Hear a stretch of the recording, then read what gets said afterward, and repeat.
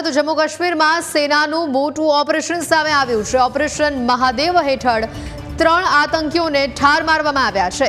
શ્રીનગરમાં સેનાએ આ ઓપરેશન પાર પાડ્યું છે। લીડવાઝ વિસ્તારમાં સેનાનું ઓપરેશન યથાવત હોવાનું સામે આવી રહ્યું છે। આતંકીઓના તાર પહલગામ હુમલા સાથે જોડાયેલા હોવાની શક્યતાઓ વ્યક્ત કરવામાં આવી રહી છે। ટીઆરએફના આતંકી ઠાર થયા હોવાનો અહેવાલ સામે આવી રહ્યો છે।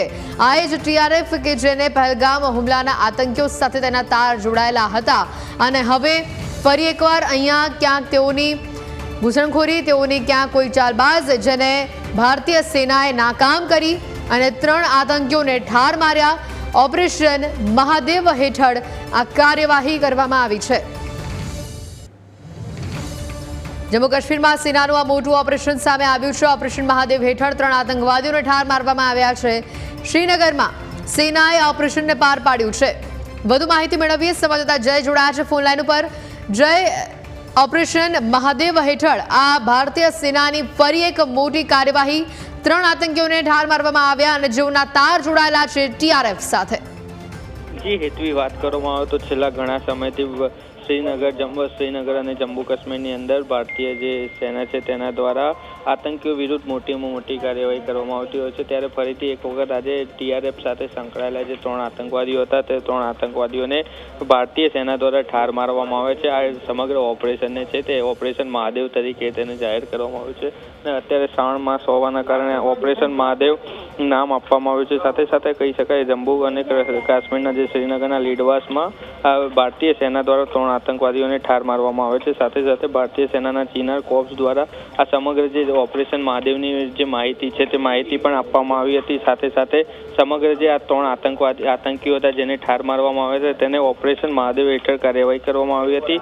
બીજી તરફ કહી શકાય કે ભારતીય સેનાના અધિકારીઓના જણાવ્યા પ્રમાણે ગુપ્ત માહિતી બાદ જે એક માહિતી મળી હતી ભારતીય સેનાને, તેના માહિતી મળ્યાના બાદ ભારતીય સેના દ્વારા તે વિસ્તારની અંદર સર્ચ ઓપરેશન શરૂ કરવામાં આવ્યું હતું। સર્ચ ઓપરેશન દરમિયાન જે ગોળીબારી હતી તે ગોળીબારીનો અવાજ સંભળાયો હતો। અવાજ સંભળાયા બાદ ભારતીય સેના દ્વારા ત્યાં કાર્યવાહી કરી હતી અને ત્યારબાદ જે સમગ્ર ટીઆરએફ સાથે સંકળાયેલા જે 3 જે આતંકીઓ હતા તે આતંકીઓને ઠાર મારવામાં આવ્યા હતા અને જે સમગ્ર જે આતંકીઓને ઠાર મારવાનું ઓપરેશન પાર પાડ્યું હતું અને ઓપરેશન મહાદેવ નામ આપવામાં આવ્યું હતું। સાથે સાથે કહી શકાય કે તે વિસ્તારોની અંદર અત્યારે સુરક્ષા દળોની તૈનાતી પણ વધારી દેવામાં આવી છે। સાથે સાથે કહી શકાય હરવાન વિસ્તારના જે દાચી ગામ નેશનલ પાર્ક પાસે છે તે અત્યારે પણ જે આતંકી તેમજ જે સુરક્ષા દળો વચ્ચે એન્કાઉન્ટર ચાલી રહ્યું છે। બીજી તરફ કહી શકાય કે સમગ્ર જે ઓપરેશન છે તે ઓપરેશન મહાદેવ હેઠળ 3 આતંકીઓ છે જે ટીઆરએફ સાથે સંકળાયેલા હતા તે 3 આતંકીઓને ભારતીય સેનાના જવાનો દ્વારા ઠાર મારવામાં આવ્યો છે। જી બિલકુલ જય, મહત્વની વાત છે કે જે પ્રકારે સેનાની આ કાર્યવાહી સામે આવી છે, હાલ કેવો માહોલ છે, હાલ ત્યાં પરિસ્થિતિ કેવી છે? હજી પણ આતંકીઓ માટેનું સર્ચ ઓપરેશન હજી યથાવત છે? હેતુની વાત કરવામાં આવે તો અત્યારે જે ઓપરેશન મહાદેવ હેઠળ જે 3 આતંકીઓને ઠાર મારવામાં આવે છે, ઠાર માર્યા બાદ અત્યારે તે વિસ્તારની અંદર ભારતીય સેનાના જે સુરક્ષા બળોના જે જવાનો છે તે તૈનાત કરી દેવામાં આવે છે।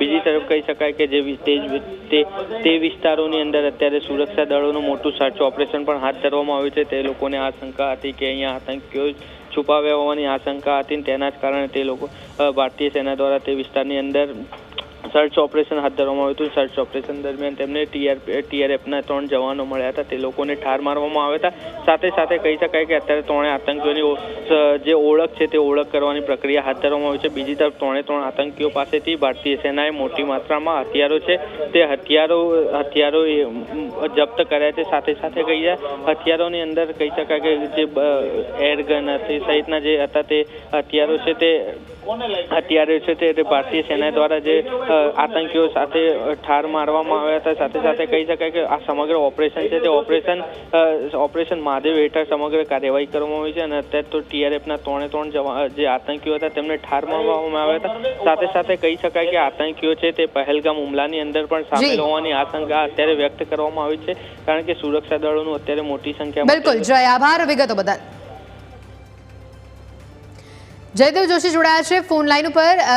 જયદેવજી, જે પ્રકારે આ ઓપરેશન મહાદેવ હેઠળની સેનાની આ જે કાર્યવાહી, 3 આતંકીઓને ઠાર મારવામાં આવ્યા અને આ એ 3 આતંકી કે જેઓનો પહલગામ હુમલામાં તેઓનો હાથ હોઈ શકે છે, ટીઆરએફ સાથેનું તેઓનું કનેક્શન છે તેવી વિગતો બહાર આવી છે, શું કહેશો આપ?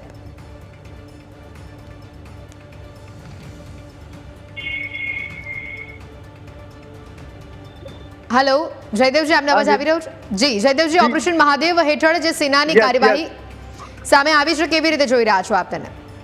ખૂબ જ બિરદાવવા લાયક આ કામ છે. એક લેન્ડમાર્ક આ એક ઓપરેશન થયું કહેવાય. અને એ જ આ આતંકીઓ કે જેમણે થોડા સમય પહેલા જમ્મુ કાશ્મીરમાં ઓન રિલિજિયસ લાઇન ધર્મને પૂછીને ભારતની અખંડતા અને ભારતના નાગરિકોના જીવને દાવ પર લગાવ્યા, એમને ખતમ કર્યા.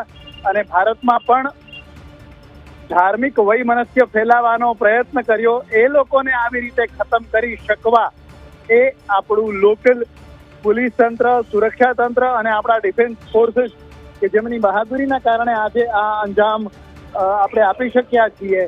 તો it's a moment to pause and salute all of them. બિરદાવવા લાયક કામ કહેવાય. બિલકુલ જયદેવજી, આભાર જોડાવા બદલ.